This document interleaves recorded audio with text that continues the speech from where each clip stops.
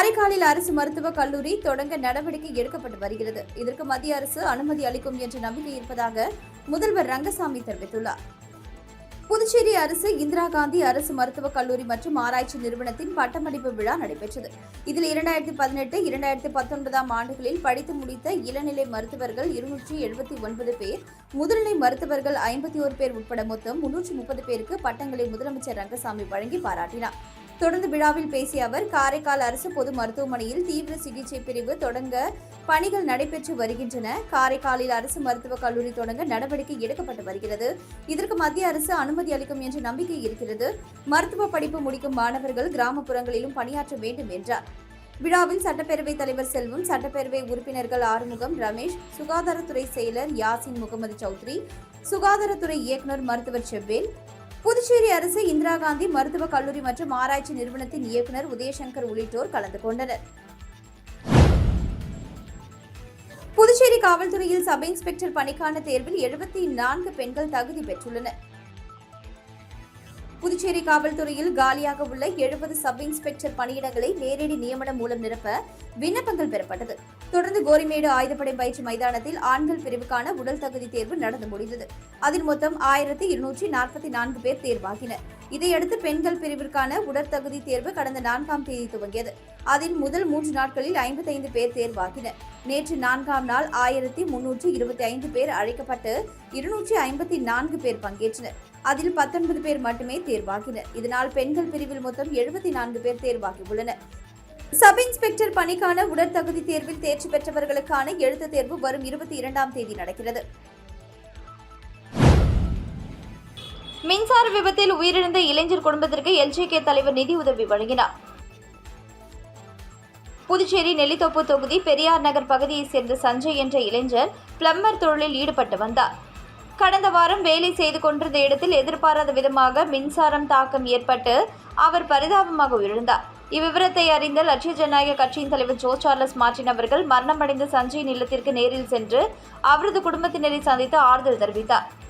துயரத்தில் உள்ள பெற்றோருக்கு தனது ஆழ்ந்த அனுதாபத்தை தெரிவித்ததுடன் குடும்பத்தின் அவசர தேவைக்காக நிதி உதவியையும் வழங்கினார். உடன் JCM மன்ற தலைவர் ரீகன் ஜான்குமார், இணை பொருளாளர் ஆயூப் கான் இருந்தனர். காரைக்கால் பகுதியில் பல்வேறு இடங்களில் காணாமல் போன 10 லட்சம் ரூபாய் மதிப்பிலான 50க்கும் மேற்பட்ட விலை உயர்ந்த செல்போன்களை மீட்டு மக்கள் மன்றத்தில் SSP லட்சுமி சௌஜன்யா உரியவர்களிடம் ஒப்படைத்தார். புதுச்சேரி காவல்துறை சார்பில் மக்கள் மன்றம் காரைக்கால் போக்குவரத்து காவல் நிலைய வளாகத்தில் SSP லட்சுமி சௌஜன்யா தலைமையில் நடைபெற்றது. இதில் பொதுமக்கள் பலர் கலந்து கொண்டு புகார் மனுக்களை அளித்தனர். மேலும் காரைக்கால் மாவட்டத்தில் தவறவிட்ட, திருடு போன மற்றும் 50க்கும் மேற்பட்டோரின் சுமார் 10 லட்சம் ரூபாய் மதிப்பிலான செல்போன்களை மீட்டு உரியவர்களிடம் ஒப்படைக்கப்பட்டது. மேலும் இன்சூரன்ஸில் பணம் கட்டி நிரவி பகுதியைச் சேர்ந்த பொதுமக்கள் புகார் கொடுத்தனர். இதில் முதியவர் தன் 2 மகள்களின் பெயரில் போட்ட இன்சூரன்ஸ் பணம் கிடைக்கவில்லை என்று கண்ணீருடன் புகார் கொடுத்தார். உடனடியாக புகாரை விசாரித்து வழக்கு பதிவு செய்து பணத்தை மீட்டுக் கொடுக்க வேண்டும் என்று போலீசாருக்கு அவர் உத்தரவிட்டார். காரைக்காலில் உள்ள பிரசித்தி பெற்ற மஸ்தான் சாஹிப் வலியுல்லா தர்கா 203ஆம் ஆண்டு கந்தூரி விழா முக்கிய நிகழ்ச்சியான மின் அலங்கார சந்தனக்கூடு ஊர்வலம் நிகழ்ச்சியில் பல்லாயிரக்கணக்கான மக்கள் பங்கேற்றனர். காரைக்கால் மாவட்டத்தில் உள்ள பிரசித்தி பெற்ற மஸ்தான் சாஹிப் வலியுல்லா அவர்களின் 203ஆம் ஆண்டு கந்தூரி விழா கடந்த மாதம் 29ஆம் தேதி கொடியேற்றத்துடன் துவங்கியது. கந்தூரி விழாவின் முக்கிய நிகழ்ச்சியான மின் விளக்குகளால் அலங்கரிக்கப்பட்ட சந்தனக்கூடு ஊர்வலம் நேற்று இரவு 11 மணிக்கு புறப்பட்டு முக்கிய வீதிகள் வழியாக வலம் வந்து இன்று அதிகாலை தர்காவை வந்தடைந்தது. சந்தனக்கூடு ஊர்வலத்தை கண்ணாடி பல்லக்கு, சாம்பிராணி சட்டி பல்லக்கு மற்றும் பல அலங்கார ஊர்திகள் அணிவகுத்து வந்தன. கந்தூரி விழாவை முன்னிட்டு முதுநிலை காவல் கண்காணிப்பாளர் லட்சுமி சௌஜன்யா தலைமையில் 200க்கும் மேற்பட்ட புதுச்சேரி மற்றும் காரைக்கால் காவல்துறையினர் பலத்த பாதுகாப்பு பணியில் ஈடுபடுத்தப்பட்டிருந்தனர். மேலும் மஸ்தான் சாஹிப் வலியுல்லா கந்தூரி விழா சந்தனக்கூடு நிகழ்ச்சியில் நாகை, திருவாரூர் மற்றும் காரைக்கால் உள்ளிட்ட பல்வேறு மாவட்டங்களில் இருந்து அனைத்து மத மக்களும் கலந்து கொண்டனர்.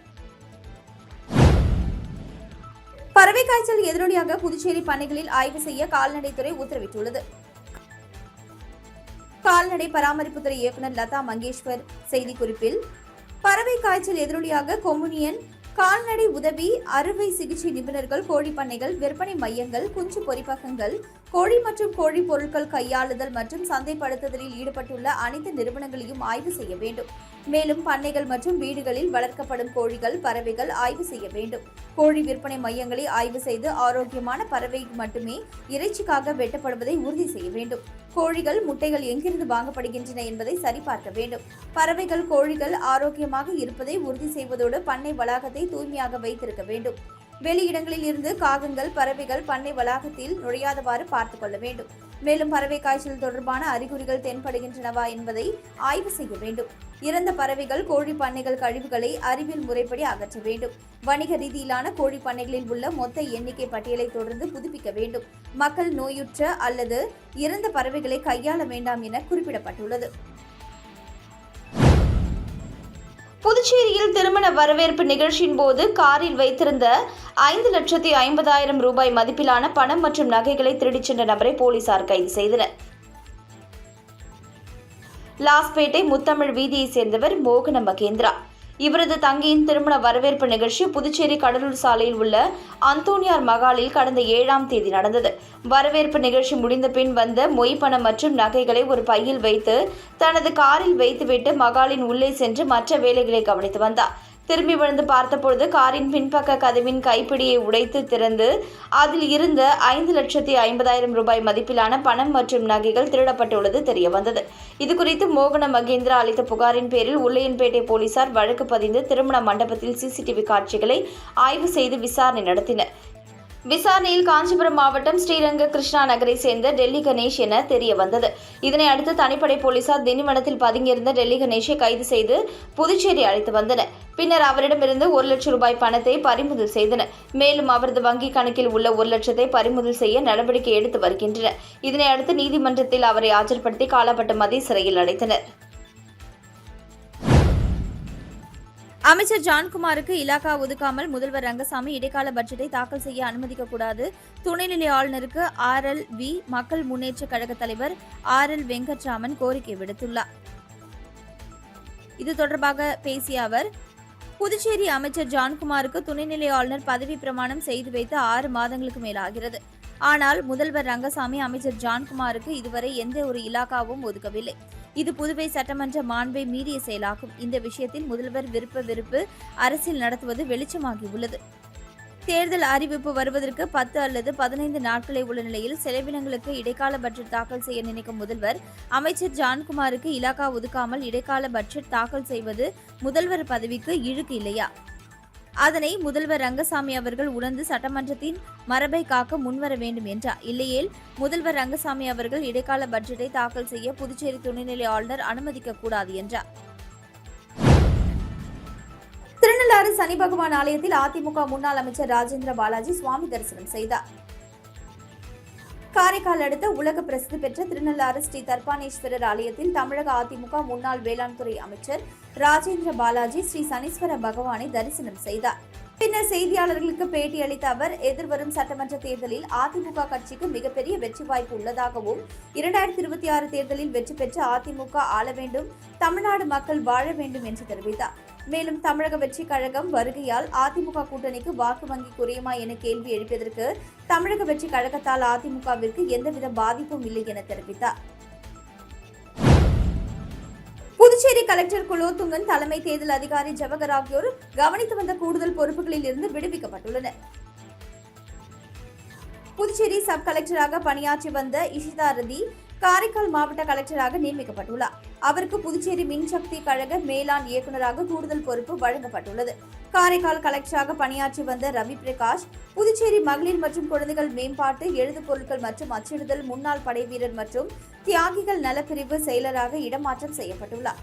இதேபோல தேர்தல் பணி காரணமாக புதுச்சேரி கலெக்டர் குலோத்துங்கன் தலைமை தேர்தல் அதிகாரி ஜவஹர் ஆகியோர் கவனித்து வந்த கூடுதல் பொறுப்புகளில் இருந்து விடுவிக்கப்பட்டுள்ளனர். அதன்படி புதுச்சேரி வளர்ச்சி ஆணையர் கிருஷ்ணமோகனுக்கு காடுகள் மற்றும் வனவிலங்கு கூடுதல் பொறுப்பு வழங்கப்பட்டுள்ளது. தொழிலாளர் செயலாளர் சுமிதாவிற்கு அறிவியல், தொழில்நுட்பம் மற்றும் சுற்றுச்சூழல் செயலர் மற்றும் இயக்குநராக கூடுதல் பொறுப்பு வழங்கப்பட்டுள்ளது. வர்த்தக மற்றும் தொழில் மேம்பாட்டுத்துறை செயலாளர் விக்ராந்த் ராஜாவிற்கு கூடுதலாக இந்து அறநிலையத்துறை மற்றும் வக்பு வாரிய பொது நிர்வாகி பொறுப்பு வழங்கப்பட்டுள்ளது. இதற்கான உத்தரவை புதுச்சேரி தலைமைச் செயலர் சரத் சௌகான் பிறப்பித்துள்ளார். புதுச்சேரி நெல்லித்தோப்பு பெரியார் நகர் பகுதியில் தேசிய மக்கள் மன்றத்தை லட்சிய ஜனநாயக கட்சி நிறுவன தலைவர் ஜோஸ் சார்லஸ் மார்ட்டின் ரிப்பன் வெட்டி திறந்து வைத்தார். தொடர்ந்து நடைபெறும் நலத்திட்ட உதவிகள் வழங்கும் நிகழ்ச்சியில் 2000க்கும் மேற்பட்ட பொதுமக்களுக்கு நலத்திட்ட உதவிகளை நிறுவன தலைவர் ஜோஸ் சார்லஸ் மார்ட்டின் வழங்கினார். நெல்லித்தோப்பு பெரியார் நகர் மன்ற தலைவர் ஜான் பீட்டர் ஏற்பாட்டில் நடைபெறும் நிகழ்ச்சியில் லட்சிய ஜனநாயக கட்சியின் பொதுச் செயலாளர் டாக்டர் துரைசாமி, தேசிய மக்கள் மன்ற தலைவர் ரீகன் ஜான்குமார், லட்சிய ஜனநாயக கட்சியின் இணை பொருளாளர் ஆயூப் கான் உள்ளிட்ட நிர்வாகிகள் 2000க்கும் மேற்பட்ட பொதுமக்கள் பங்கேற்றனர். விவேகானந்தா மேல்நிலைப் பள்ளியின் மாணிக்க விழாவில் கவர்னர் கைலாஷ்நாதன் கலந்து கொண்டு பொதுத் தேர்வில் அதிக மதிப்பெண் பெற்ற மாணவர்களுக்கு பரிசுகளை வழங்கி பாராட்டினார். செல்லபெருமாள்பேட்டை விவேகானந்தா மேல்நிலைப் பள்ளியின் 40 ஆண்டுகள் நிறைவை ஒட்டி மாணிக்க விழா பள்ளி வளாகத்தில் கொண்டாடப்பட்டது. பள்ளி தாளாளர் செல்வகணபதி MP தலைமை தாங்கினார். சிறப்பு விருந்தினராக கவர்னர் கைலாஷ்நாதன் பங்கேற்று 10ஆம் வகுப்பு மற்றும் +2 பொதுத் தேர்வில் மாணவர்கள் அதிக மதிப்பெண் பெற உறுதுணையாக பணிபுரிந்த அனைத்து CBSE ஸ்டேட் போர்டு பள்ளி ஆசிரியர்களுக்கும் மாணவர்களுக்கும் விருதுகளை வழங்கி கௌரவப்படுத்தினார். பள்ளி முதன்மை முதல்வர் பத்மா விவேகானந்தா கல்வி குழுமத்தின் 40 ஆண்டு கால பயணத்தின் முக்கிய நிகழ்வுகள் குறித்து பேசினார். பள்ளி முதல்வர் கீதா நிகழ்ச்சியை தொகுத்து வழங்கினார். விழாவில் விவேகானந்தா பள்ளியில் 25 ஆண்டுகளுக்கு மேலாக பணிபுரிந்த ஆசிரியர்கள் கௌரவிக்கப்பட்டனர்.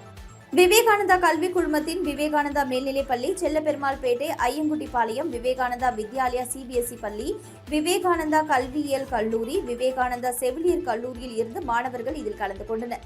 தொடர்ந்து மாணவர்களின் கலை நிகழ்ச்சிகள் நடந்தது. விவேகானந்தா கல்வி குழுமத்தின் உறுப்பினர் மகாலட்சுமி நன்றி கூறினார். புதுச்சேரியில் 4 பேரிடம் 4,51,000 ரூபாய் ஆன்லைன் மோசடி குறித்து சைபர் கிரைம் போலீசார் விசாரித்து வருகின்றனர். வில்லியனூரை சேர்ந்த பெண்ணின் வங்கி கணக்கில் இருந்து அவரது அனுமதியின்றி மர்ம நபர்கள் 4 லட்சம் ரூபாய் எடுத்து ஏமாற்றியுள்ளனர். இதேபோல அரியூரை சேர்ந்தவர் வங்கி கணக்கில் இருந்து 40,611 ரூபாயும், முதலியார்பேட்டை பெண் 7,700 ரூபாயும், லாஸ்பேட்டையை சேர்ந்தவர் 3,317 என 4 பேர் மோசடி கும்பலிடம் 4,51,628 ரூபாயை இழந்துள்ளனர். இதுகுறித்த புகார்களின் பேரில் சைபர் கிரைம் போலீசார் வழக்கு பதிந்து விசாரித்து வருகின்றனர். காரைக்கால் தூய தேற்றரவு அன்னை ஆலயத்தில் மறைபரப்பு ஞாயிறு கொண்டாட்டம் சிறப்பாக நடைபெற்றது. குழந்தைகள் நடனமாடி விளையாட்டுகள் விளையாடி மகிழ்ந்தனர். காரைக்கால் தூய தேற்றரவு அன்னை ஆலயத்தில் மறைபரப்பு ஞாயிறு கொண்டாட்டம் அருள் தந்தை பால்ராஜ்குமார் தலைமையில் இணை பங்கு குரு சுவாமிநாதன் செல்வம், ஆன்மீக குரு பன்னீர்ராஜா, சிறப்பு குரு செல்வநாயகம் ஆகியோரது முன்னிலையில் சிறப்பாக நடைபெற்றது. மேலும் சிறப்பு குரு செல்வநாயகம் முதல் முறையாக சினிமா பாடல்களை பாடி பங்கு மக்களை மகிழ்வித்தார். இந்நிகழ்ச்சியில் சிறுவர்கள் நடனமாடியும், இளைஞர்கள், பெரியோர்கள் கேளிக்கை விளையாட்டுகள், மனதை மகிழ்விக்கும் விளையாட்டுகள், உடலை வலுப்படுத்தும் உணவு வகைகள், சோர்வை நீக்கும் சிற்றுண்டிகள், புத்துணர்வூட்டும் பானங்கள் போன்ற உணவு திருவிழாவாக கொண்டாடப்பட்டது. இந்த மறைபரப்பு ஞாயிறு கொண்டாட்டத்தில் திரளான கிறிஸ்தவ மக்கள் கலந்து கொண்டு சிறப்பித்தனர். இந்நிகழ்ச்சிக்கான ஏற்பாட்டினை அருள் கன்னிகள், அருள் சகோதரிகள், பங்கு மக்கள், ஆலய நிர்வாக குழுவினர் சிறப்பாக செய்திருந்தனர்.